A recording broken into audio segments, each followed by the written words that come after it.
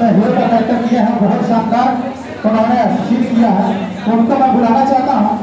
तो Manish ji please stage पे आइए और उनको सम्मानित करना चाहूँ। मनीष जी के कैरेक्टर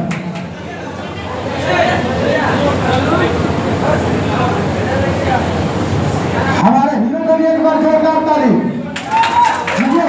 क्या बात है। और मैं चाहूंगा कि ये इस एल्बम के बारे में, शो के बारे में कुछ बोलें तो लोग।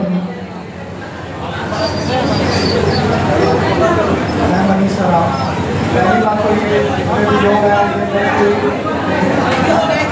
हेलो, पहली बात तो मैं ये बता दूँ जिससे लोग आए हुए हैं, ये कोई लोग नहीं है, मेरे फैमिली है। और आप लोग की सपोर्ट से ही सारा चीज़ होने वाला है। और सपोर्ट जैसे आप लोग दिखाएंगे वैसे हम लोग काम करेंगे बस।